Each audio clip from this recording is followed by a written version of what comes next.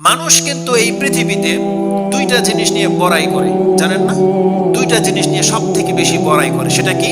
এই যে বললাম, সন্তান সন্ততি আর টাকা পয়সা।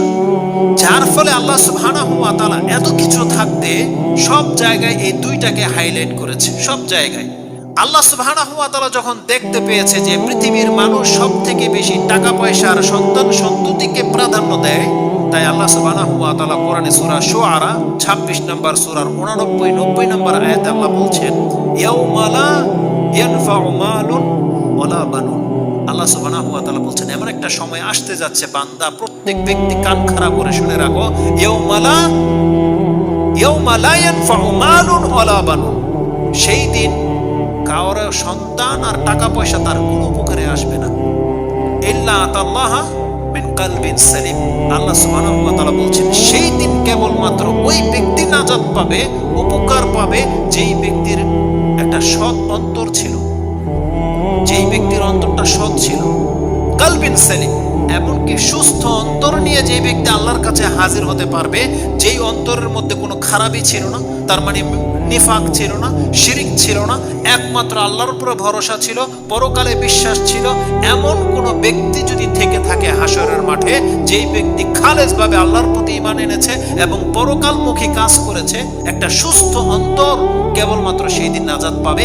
আর যারা এই সন্তানের কারণে, টাকা পয়সার কারণে অন্তরকে নষ্ট করে দিয়েছে, আল্লাহ বলছেন ইয়াউমা লা ইয়ানফাউ, সেই দিন কোনো উপকারে আসবে না। প্রত্যেকটা ব্যক্তিকে আল্লাহ জানিয়ে দিয়েছে। এই দুইটাকে আল্লাহ হাইলাইট করেছে, কারণ আল্লাহ জানে যে টাকা পয়সা আর সন্তান সন্ততি, এদের কারণে মানুষ সব থেকে বেশি গাফেল হয়, সব থেকে বেশি গাফেল।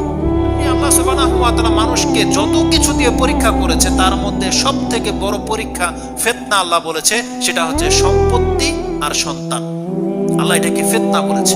কোরআনে আল্লাহ সুবহানাহু ওয়া তাআলা বলেন এই কথা, আপনি কোথায় পাবেন? 64 নম্বর সূরা আত-তাগাবুন।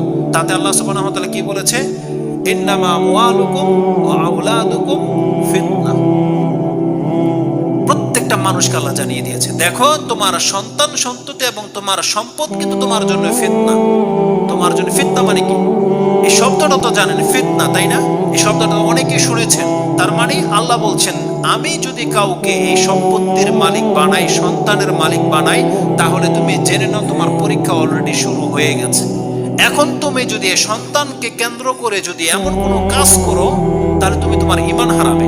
ওটাই আমি আপনাকে দেখাতে চাচ্ছি যে সন্তানকে কেন্দ্র করে একজন পিতামাতা কিভাবে ফিতনায় পতিত হয়।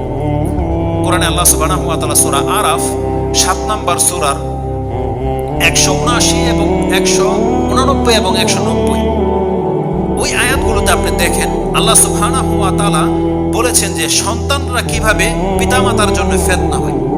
আল্লাহ সুবহানাহু ওয়া তাআলা বলছেন, একটা ব্যক্তি যখন বিয়ে করে, তার বাচ্চা হয় না, লং টাইম যখন পার হয়ে যায়, সে এই সন্তানকে হাসিল করার জন্য কত কি করে আপনি মনে করেন? কত কি করে? এতদিন একমাত্র সে আল্লাহর বান্দাই ছিল, আল্লাহ ছাড়া আর কোনোদিন কিছু চায়নি অন্যের কাছে।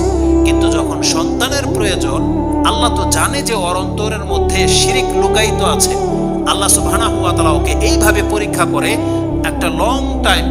আরে আমাদেরকে যদি জাকারিয়া আলাইহিস সালাম আর ইব্রাহিম আলাইহিস সালামের মতো যদি পরীক্ষা করতো কোনো ব্যক্তিকে আল্লাহ সুবহানাহু ওয়া তাআলা, তাহলে অধিকাংশ মানুষ মুশরিক হয়ে যেত, অধিকাংশ মানুষ। কিন্তু আমাদেরকে কি জাকারিয়া আলাইহিস সালাম এবং ইব্রাহিম আলাইহিস সালামের মতো পরীক্ষা করা হয়েছে? পরীক্ষা করা হয়নি। আমাদেরকে হয়তো কাউকে 5 বছর, কাউকে 10 বছর আল্লাহ সন্তান দেয়নি, তারপরে আল্লাহ দিয়ে দিয়েছে, কারণ জানে যে এখনো মুশরিক হয়ে যাবে। আল্লাহ তার আগেই তাকে সন্তান দিয়ে দিয়েছে। কিন্তু 80-90 বছরেও জাকারিয়া আলাইহিস সালাম এবং ইব্রাহিম আলাইহিস সালাম সন্তান পায়নি, কিন্তু তারপরও কোনো দিন আল্লাহ ছাড়া অন্যের কাছে গিয়ে মাথা ঢোকায়নি। আল্লাহ ছাড়া অন্য কোনো পাথর, গাছ, ইঁদুর, বাদরের কাছে গিয়ে সন্তান তলব করেনি। তাদেরকে এইভাবে পরীক্ষা করা হয়েছে। যখন আল্লাহ সুবহানাহু ওয়া তাআলা তাদেরকে পরীক্ষা করে দেখেছেন যে 90-80-90 বছর পর্যন্ত তারা আমার সাথে শিরিক স্থাপন করেনি, 90 বছর পরে গেলে আল্লাহ সুবহানাহু ওয়া তাআলা ইব্রাহিম আলাইহিস সালাম, জাকারিয়া আলাইহিস সালামকে সন্তান দিয়েছে।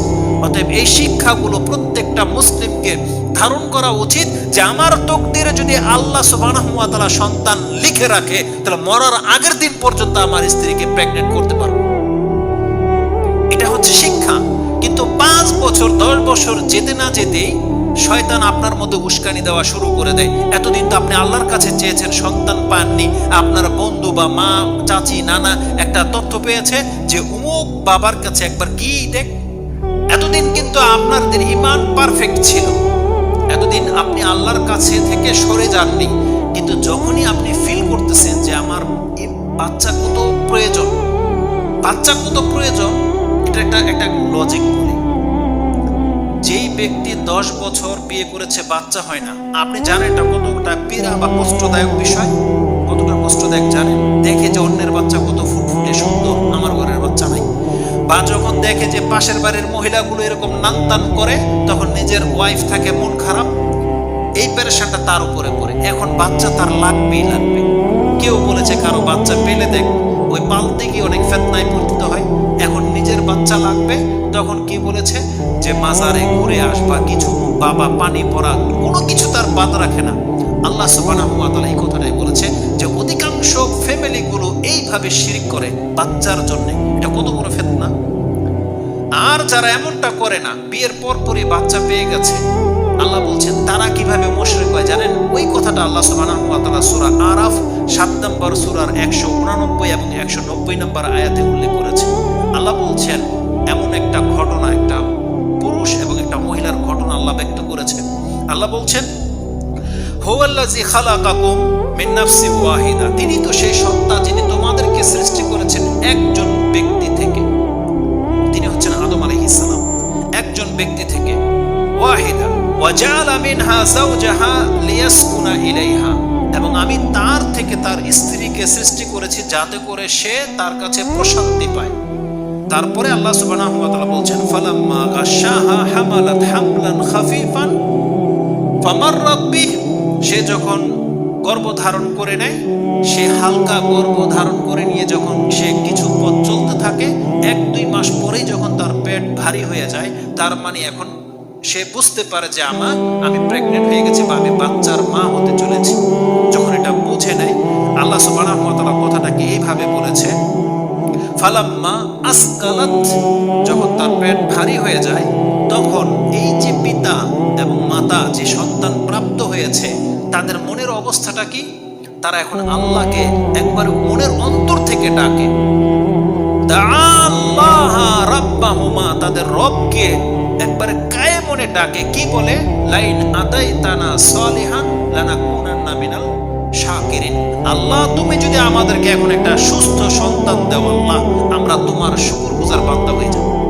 প্রত্যেকটা বাপ্পার অবস্থা তাই নয়, বরং ওই বাপ মা আরো বেশি করে আল্লাহর কাছে দোয়া করবে যেই ব্যক্তি জানতে পেরেছে তার বোনের ঘরে একটা সন্তান হয়েছে কালো, পাশের বাড়ির মহিলার একটা সন্তান হয়েছে কান নাই, কারো সন্তান দেখেছে নাক নাই, বা তার কোনো এক আত্মীয়র সন্তান হয়েছে অ্যাবনর্মাল। এগুলো যারা জানে তাদের মনে একটা ভয় ঢুকে যাবে যে আল্লাহ না করে আমার সন্তান এমন হয়। যাদের মধ্যে এই ভয় ঢুকে যাবে, সে যে এই পেটের বাচ্চাকে নিয়ে কত বেশি পেরেশানি থাকে, এটা ওই ব্যক্তি বলতে পারবে। আল্লাহ এমন একটা পরিবারের কথা উল্লেখ করেছে যে তারা আমার কাছে এমন ভাবে ডেকেছে, আল্লাহ তুমি যদি আমাকে একটা সুস্থ সন্তান দাও, আল্লাহ আমরা তোমার শুকরগুজার বান্দা হয়ে যাব। আল্লাহ সুবহানাহু ওয়া তাআলা যখন সেই সুস্থ সন্তান কোনো ব্যক্তিকে দিয়ে দেয়, এত ফুটফুটে বাচ্চা যখন হয়েছে, এখন এই বাচ্চা দেখার পরে বাপ মার অবস্থাটা কি হয়? নানি, দাদি, বোন, ভাতিজা, খালা সব ব্যস্ত হয়ে গেছে। এখন বলতেছে একে কালি লাগা, কালি নজর লেগে যাবে। করে কি করে না? তাহলে বাচ্চা যত সুন্দর হতে থাকে, এখন একে বাঁচানোর জন্য কি করা হয়? কালি এখানে লাগায়। এতদিন কালি এখানে লাগাইতো, এখন কিছু মডার্ন মহিলা আছে, যখন দেখছে যে হুজুররা বা সৌদি আরব থেকে স্বামী থাকে আর বলে এখানে কালি লাগানো জায়েজ নাই, এখন কালি লাগায় এখানে, দেখাই যায় না যেখানে পায়ের নিচে। এখানে যখন কেউ দেখবে এখন পায়ের নিচে, চিন্তা করা যায় সুবহানাল্লাহ। আল্লাহ কি বলেছে যে আমার কাছে বাচ্চা চেয়েছিল সুস্থ, আমি যখন পেটের মধ্যে ওকে সুস্থ বাচ্চা দিতে সক্ষম, তাহলে এই বাচ্চা জন্মে যাওয়ার পরে ওকে হেফাজত করার দায়িত্বটা কি আল্লাহর নয়? কার দায়িত্ব এটা? তার মানে যে আল্লাহ আপনার পেটের ভিতরে বাচ্চাটাকে 9 মাস লালিত পালিত করেছে, যে বাচ্চাকে কোনো বাবা, যে বাবা এত সব আদর করে এখন বাচ্চাকে, সে বাবা কি পেরেছিল ওই বাচ্চার পেটের ভিতরে এক ঢুক দুধ ঢুকিয়ে দিতে পেরেছিল? যে মা এত পেরেশান, যে নানি দাদিরা এখন এত পেরেশান, তারা কি পেরেছিল এই 9 মাস এই বাচ্চাকে এক ঢুক পানি পান করাতে, একটা মধুর ফোঁটা খাওয়াতে পেরেছিল? কে পেরেছে তাকে 9 মাস এই পেটের ভিতরে? তার আল্লাহ সুবহানাহু ওয়া তাআলা বলছেন, যে আল্লাহ তাকে জীবিত রাখতে সক্ষম, আল্লাহ সুবহানাহু ওয়া তাআলা, তাহলে যেই আল্লাহ তাকে জন্ম দিল সুস্থ করে, তাহলে এই আল্লাহর দায়িত্ব ওকে হেফাজত করা নাকি কালীকে আল্লাহ দায়িত্ব দিয়ে দিয়েছে যে কালী ওকে হেফাজত করবে? কে করবে? তাহলে আপনি কি করে, আল্লাহ যে বলেছে যে তারা বাচ্চা পাওয়ার পরে আমার সাথে শিরিক করে, মুশরিক হয়ে যায়, এইভাবে করে। এজন্য আল্লাহ সুবহানাহু ওয়া তাআলা বলছেন, ইন্নামা আমওয়ালুকুম ওয়া আওলাদুকুম ফিতনা। তো আল্লাহ সুবহানাহু ওয়া তাআলা বলছেন, কোন ব্যক্তি, বাপ মা যদি কোনো সন্তানকে তার হক আদায় করতে চায়, তাহলে তাকে সর্বপ্রথম আল্লাহ সুবহানাহু ওয়া তাআলার সাথে তার সম্পর্ক থাকতে হবে। এটা হচ্ছে প্রথম কাজ। তাহলে আপনি যখন জানতে পারবেন যে এই বাচ্চা আমার জন্য নাজাতের সাবাব এবং এই বাচ্চা আমার জন্য জাহান্নামের কারণ হবে, তাহলে সেই ব্যক্তি